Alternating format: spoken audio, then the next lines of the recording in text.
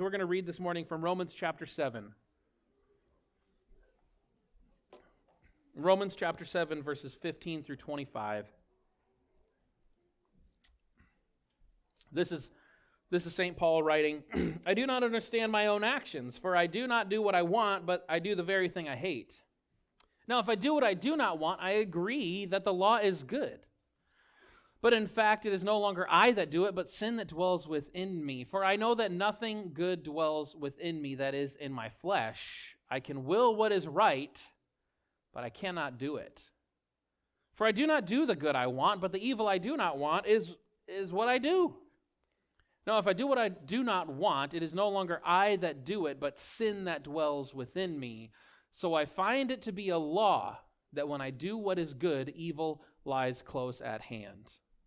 For I delight in the law of God in my inmost self, but I see in my members another law at war with the law of my mind, making me captive to the law of sin that dwells in my members. Wretched man that I am, who will rescue me from this body of death? Thanks be to God, through Jesus Christ our Lord.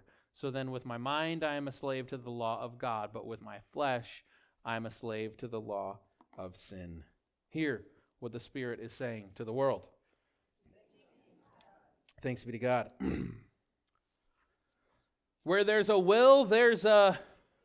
Of course. We love that phrase. We love that phrase, right? We use it all the time. If you want something badly enough, you'll find a way to make it happen. If you really, truly want it, you can will it into existence. So many things in life happen because people just it seems like they just will it into existence. They just want it so badly, it just shows up. I'm convinced that in third grade, I willed my way to what we called a limo lunch. You see, we sold magazines in grade school back in the day. There were physical little books with pages that you turned. We sold magazines. It was all the rage. I don't know, every grade school sold magazines. And if you sold enough magazines, you could get a spin on the prize wheel at lunchtime in the cafeteria. And one of the prizes was a limo lunch. You get to ride in a limousine and go to lunch at like Ryan's Steakhouse or something, like a buffet. It was really cool. And I sold enough magazines to get one spin on the wheel. And the limo lunch was the smallest little sliver on the prize wheel. And I went up to that wheel in front of my entire class, and I spun that wheel. And I got that limo lunch. The only one that I know of to ever land on limo lunch. I willed it into existence.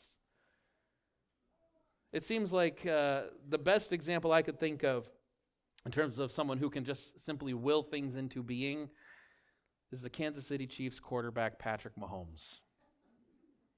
I mean, this dude has a will, a want that you just cannot fathom. I mean, he just wants it more than anyone else.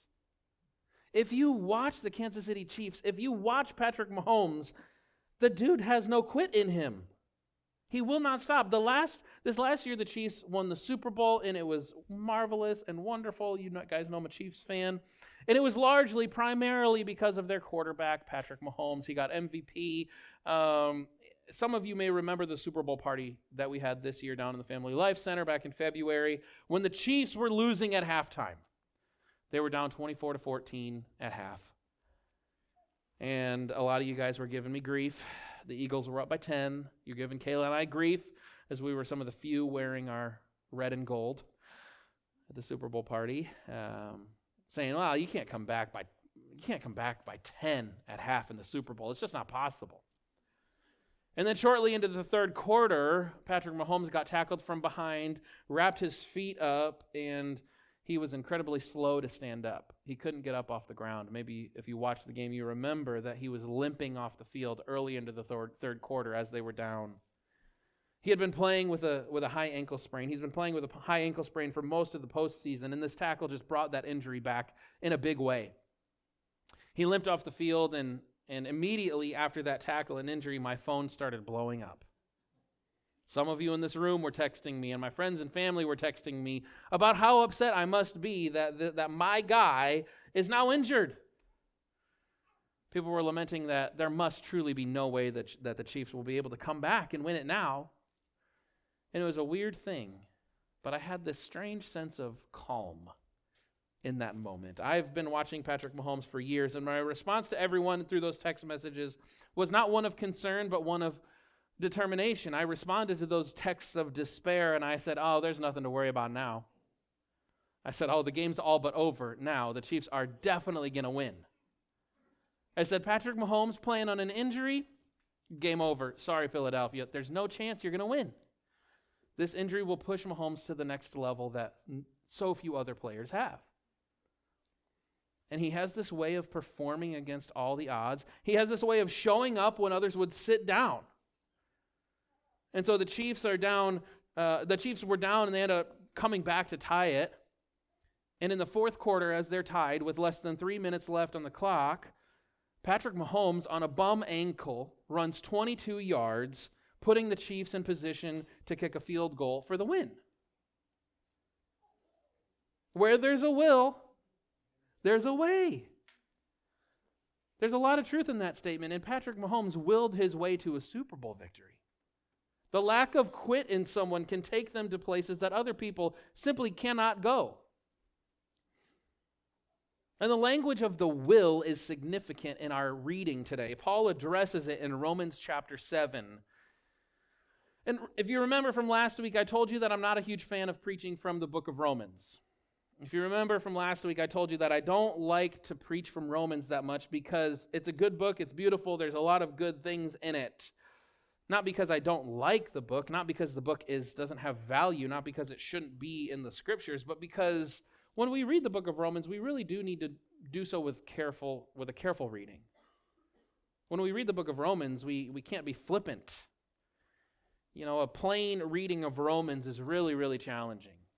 And today's reading in Romans chapter 7 is no different. I'm going to preface this next section. I'm going to warn you. I'm going to step away for a moment from preaching, Danny. I'm going to step a little bit into teaching, Danny, okay? Just warning you, you're going to get a little biblical hermeneutics lesson right now. Because for about 1,500 years, Christian scholars and theologians have debated about what Paul is saying in these verses. Ever since St. Augustine, some 1,500 years ago, scholars asked if we can take the words of Romans 7 at face value. And in fact, in my graduate program at Calvin Theological Seminary, I took a course on Romans with a Romans scholar, and I had to write a paper on these verses and how we read it and why it matters. See, here's the dilemma.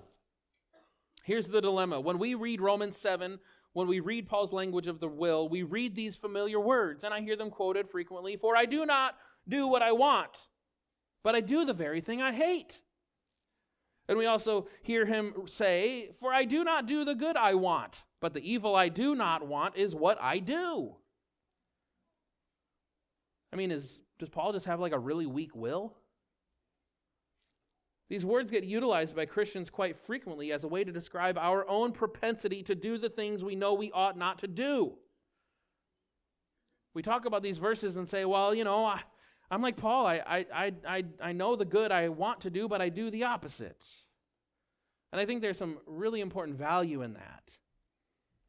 But the issue that arises, the question that gets asked is that we cannot pull Paul's words out of the broader context, out of the broader argument that he's making. And if you remember what we read from Romans chapter 6 last week, he's making an incredibly strong case that believers are no longer slaves to sin. You remember that? Slaves to righteousness. This is what he says, what we read last week at the end of chapter 6. But thanks be to God, you, having once been slaves of sin, have become obedient from the heart to the form of teaching to which you were entrusted, and that you, having been set free from sin, have become slaves of righteousness. Do you catch that? You, having been freed from sin. Paul said that while they had once been enslaved to sin, they are now freed from it. That's what he says at the end of Romans chapter 6. And now when you get into Romans chapter 7, in the very next breath, he says that he does not do what he wants to do, but he does the very thing he hates. Okay, Paul, what is it? He says he does not do the good he wants, but the evil he does not want to do, he does. Y'all have been set free from the slavery of sin. I cannot do the thing I want to do. The evil I know I don't want to do, I end up doing. What do you do here, guys? I don't know about you. It kind of sounds like Paul's talking about being enslaved to sin. In Romans chapter 7, he just said, y'all have been set free. And here he says, well, I'm still enslaved to sin. And this is where the debate gets really fun. This is really fun. Okay, guys? You see, scholars argue whether Paul is making this argument from the position of his being converted to the way of Jesus, or if he's describing his status before Jesus. When he's writing these words in Romans 7 about, I do not do the thing I want to do, but I do the very thing I hate to do, is he saying that this is his posture as a converted, faithful disciple of Jesus, or is he saying this is what my life was like before I knew Jesus? Because if you're freed from sin, how can you be enslaved to it? So theologians like St. Augustine, Martin Luther, John Calvin, they make the argument that Paul is describing the life of the mature Christian believer. They make the argument, and I think it's probably the more predominant argument among Protestant circles, because we follow the tradition of Luther and Calvin, that Christians will always be stuck in the sin that so easily entangles. And I want to be clear that there is a lot of value in acknowledging our perpetual struggle with sin. It is incredibly important that we acknowledge that we wrestle with sin. If we fool ourselves and think we are not, then we enter into a precarious position. It is a precarious place when Christians claim that they have arrived or that they have been sanctified entirely.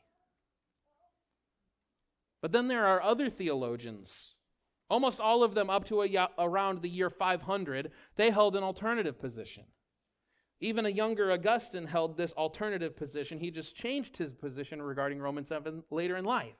But theologians and biblical scholars like Diodore of Tarsus, who wrote in the 300s, biblical scholar Julia Foote, who was a biblical scholar who was born a slave in America, and Wesleyan scholars alike, they make the argument that Paul is not describing here the life of a mature believer, but that Paul is talking about his life prior to his encounter with Christ. The question arises, though, why is Paul talking in the present tense?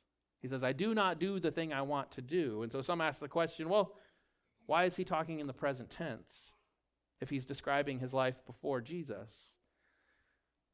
And scholars make the argument that Paul frequently utilizes this specific rhetorical technique. When he's quoting someone else or when he's referencing something in the past, it is not uncommon for Paul to do so in the present tense. He does this frequently, not unlike what I did a few minutes ago. I don't know if you caught it. When I was talking about Patrick Mahomes in the Super Bowl, I wasn't saying this happened or they did this. I said my friends texted me and Patrick Mahomes ran, and I actually used present tense language on purpose. I talked about a game that happened 4 months ago as if it were happening right now. So the argument is that in this passage, Paul is describing his life prior to encountering Jesus. That when he says, for I do not do the good I want, but the evil I want, I do not do, he's talking about his life before Jesus. The challenge that this interpretation brings up is that, does this mean that when you become a Christian, we can just do the good we know we want to do and we don't do the evil we don't want to do?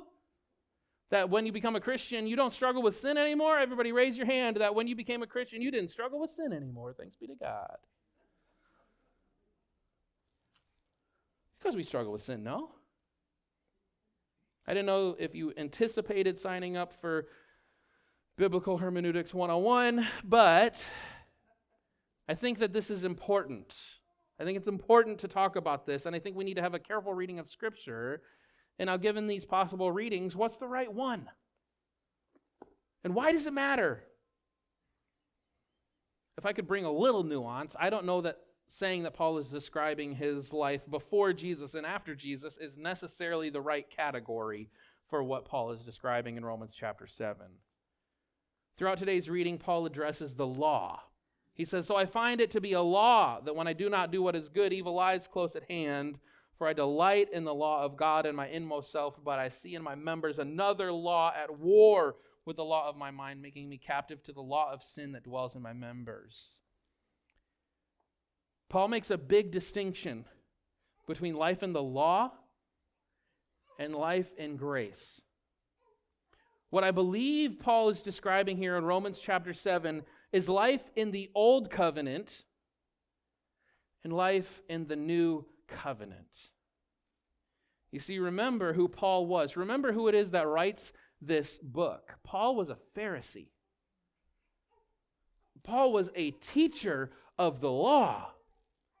Paul was circumcised on the 8th day. If you remember Philippians chapter 3, he was circumcised on the 8th day. He was of the tribe of Benjamin. He was a Hebrew of Hebrews. According to the law, he was blameless, he says.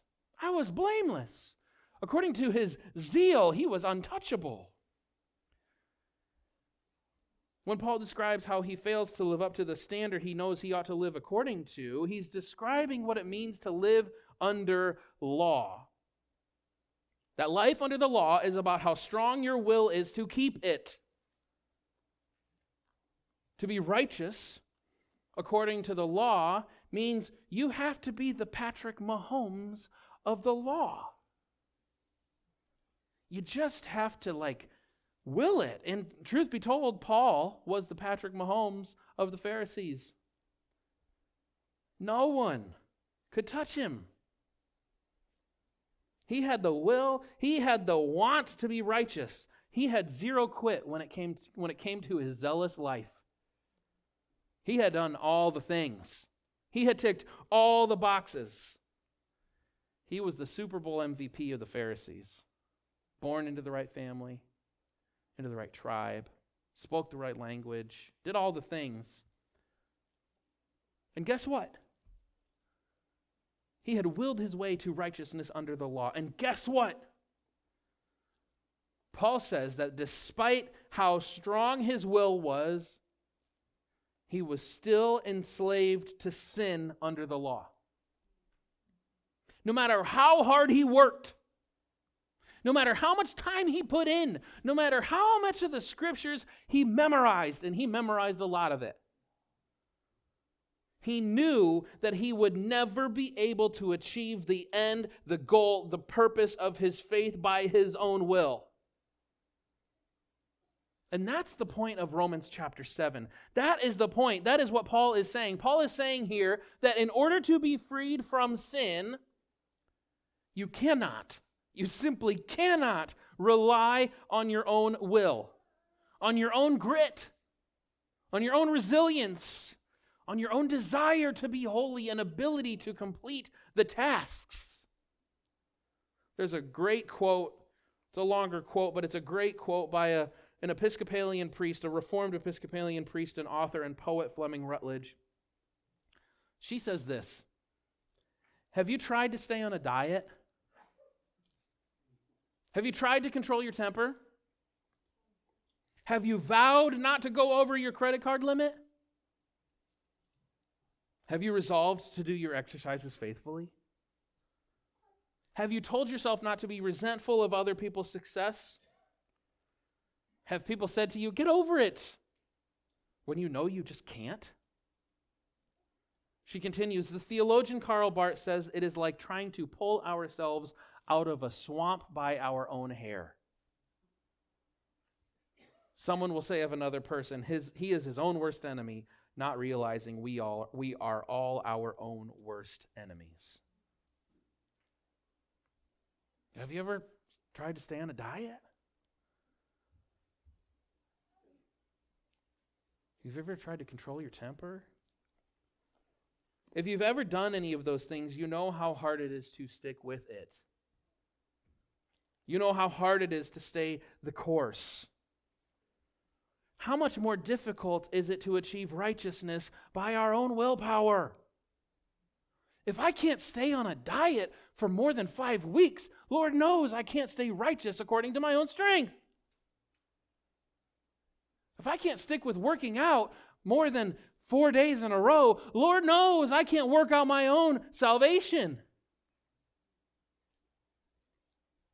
Where there's a will, there may be a way, but no one's will pave the way for their own righteousness. And that's what Paul is saying in Romans chapter 7. The law cannot bring life. He's saying, the law can't bring life. Believe me, I tried. I gave myself over to the law as much as anyone possibly could. If anyone can testify to that, it is Saul of Tarsus, who would become St. Paul. Who will rescue me from this body of death? Paul asks at the end of our reading today. The response is quite simple. Thanks be to God. Who will rescue me from this body of death? Thanks be to God through Jesus Christ our Lord. No righteousness, no holiness, no sanctification is achievable by our own will, but it is only received by the grace of Jesus Christ. You see, sanctification is this. Righteousness is this. Holiness is this. Sin may remain, but it does not reign. Let me say that again. Sin may remain, but it does not reign. You see, Paul says that he does not claim to be totally free from any and all sin in his life. He claims that sin no longer sits on the throne of his life. There's a big difference when we are enslaved to sin and it calls the shots, and when it is off the throne. John Wesley preached in one of his more important sermons titled On Sin in Believers. He said that believers are delivered from the guilt and power of sin we allow. Let me say that again. That believers are delivered from the guilt and power of sin we allow. Then he continues, that they are delivered from the being of it we deny. Paul says believers can be freed of the guilt and the power of sin, but we do not claim to be delivered from the being of sin, from the nature of sin. Because of the grace of Jesus Christ, believers are delivered from being guilty according to our own sin and the power that sin can hold over us. Sin does not reign. Even if we in our own beings are still stained by sin, it remains, but it does not reign. The righteousness described by Paul is that while sin may remain, it does not reign. So, church, hear the message from Romans chapter 7 today. This might sound really backwards to some holiness folk. Church of the Nazarene is a holiness church, and we have our own ways of bringing out law. We have our own laws that we have created over time because holiness folk look a certain way, right?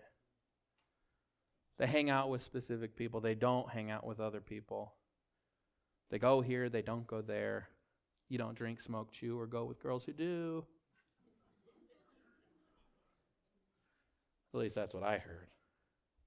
Here's the message from Romans chapter 7, and it might sound very backwards, but I think this is incredibly important. Here's what Paul says to the church in Romans. Stop trying to be righteous. Stop trying to be righteous. Stop trying to make yourself a righteous person. Seriously, stop it. Because when you try to live your life trying to look and appear and be righteous, you're actually creating an alternative law. When your aim is righteousness, you're creating for yourself these standards that will never be achievable by your own strength. He's saying, when you are focusing on your own righteousness, guess who you're not focusing on? Turn your focus off of your own righteousness. Stop trying to make sure you have all your ducks in a row, and turn your gaze upon Jesus Christ and the grace that He has administered to you. then and only then will holiness become a possibility. Then and only then will righteousness become a possibility, because we cannot achieve our own righteousness. We cannot achieve our own sanctification. It is received by the grace of Jesus Christ. So stop trying to be righteous. Stop willing your way to righteousness. Paul says, I did that. And it brought death. I did that. Paul says, what brought life to me was to stop focusing on myself. You know, when we're so concerned with our own righteousness, we're looking solely at ourselves, and it is a self-centered posture. Paul says, I've been there, I've done that. What brought life to me was to stop focusing on my own righteousness, to let the scales fall from my eyes, and to look upon Jesus Christ and receive the grace that He brings. Church, I don't know how many of us have lived lives in such a way that have said we have to be so concerned about how we look and how we dress and how faithful we appear. But I'm telling you, if we are focused on our own righteousness, that to make sure that we are just doing all the things right, that we're not making any mistakes, we're looking at ourselves, and maybe we, like Paul, need to let the scales fall from our own eyes. Maybe we need to stop being so concerned with our own righteousness, to let the scales fall from our eyes and to look to the one who brings righteousness, who is not ourselves. Who will rescue me from this body of death, he asks. Who's going to rescue me? Not my own righteousness, not my own holiness, not my own will and grit and resilience and ability to achieve. Who will rescue me from death? Thanks be to God through Jesus Christ our Lord.